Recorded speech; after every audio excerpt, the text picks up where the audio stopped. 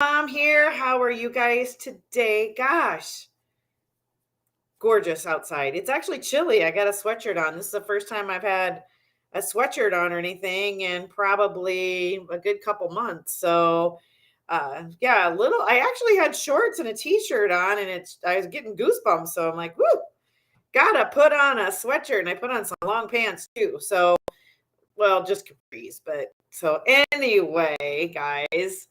So here's the thing today.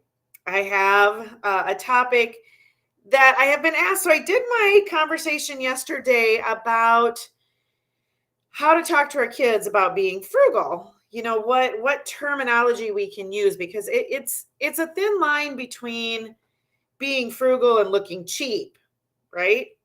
So that's why it is important that we watch kind of what we do and what kind of language we use with our kids, and we explain why frugal living is important, okay, or why it's important to you, and to make sure that they understand how to do it themselves. We've always been taught through the Bible and everything that we need to be good stewards of our money, correct? So, this is how you're teaching them to be good stewards of their money. All right. But I'm going to give you the 3 top hacks that I did with my kids, and I have done with my kids, and I am doing with my kids, that they are able to learn how to basically how to manage their money and how to be frugal with their money. Okay. So the 3 top hacks to teach your kids frugal practices. The first one that I did is I encourage my kids. So if they wanted something, how do I want to say this? So we don't buy our kids everything that they want. When we rodeo and that kind of stuff, I always feel like it's important for the kids to have skin in the game. They need to have some sort of skin in the game with the whole rodeo thing. So my kids are team ropers. So the biggest skin in the game that I have with them is I have asked them to purchase their ropes. So when they started making a little bit of money and I would buy them 1 or 2 ropes a year. And they go through more now just because we rope way more. But in the beginning, I would buy 1 or 2 ropes a year. And then if they wanted more than that, or if they wanted to try a different rope than what I had purchased them, then they needed to save up and purchase that rope. That way, if they didn't like the rope, it was on them. It wasn't money that I lost. It was money that, they had to make that ultimate decision if they were going to purchase that said rope. The other thing that I did is once they were old enough to have jobs, I encouraged them to get a job. And what I did was I said, I will cover everything else except for your gas. I will not cover your gas. If you don't have gas money, I am not going to give you gas money. So I made them responsible for something to get to work. So they needed to have the job to get to work, to get gas money to get to work and to go other places. Right? So that is the other thing. That's the second thing that I had them do is when they were old enough to get a job. Now, if your kids are not old enough to get a job, they're probably not driving a car. And if they're not driving a car, then they don't need to worry about gas. But if they can pick up odd jobs and save their money for items that they want, that's great. That's amazing. And then here's the other thing, guys. I don't give them everything. We say no to a lot of things. We say no. And if it is something that they really want, they work for it.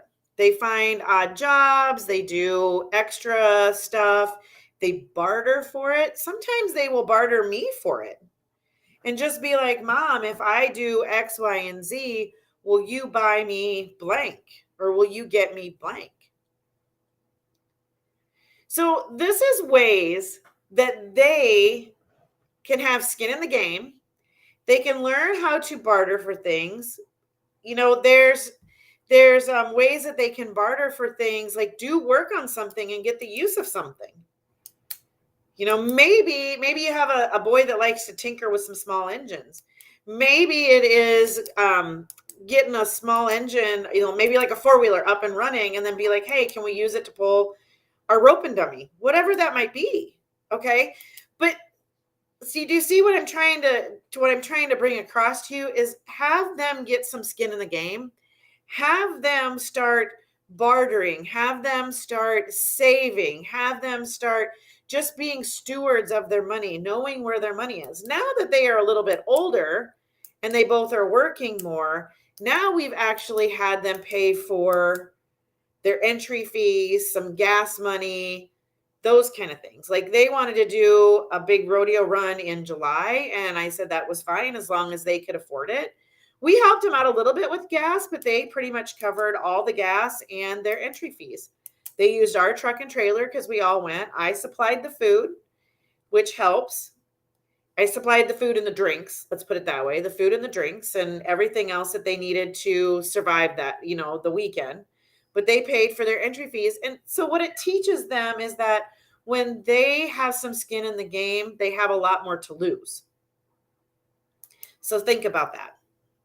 So I hope this helps you guys kind of understand how to get kids started with being a little frugal. And it's just really being aware and thinking about whether you really, really need something and or if it's something that's going to really bring you the joy that you want. And then make the decision whether you want to purchase it. All right. All right, guys. I have, if you tried to get in the group today, or if you were over on the group, my live didn't go through this morning. I don't know why it didn't upload. But don't forget, I have my Facebook group. Get on over there. I've got some more tips over there that you guys can do. Otherwise, I will see you guys all on Monday. Have an amazing day.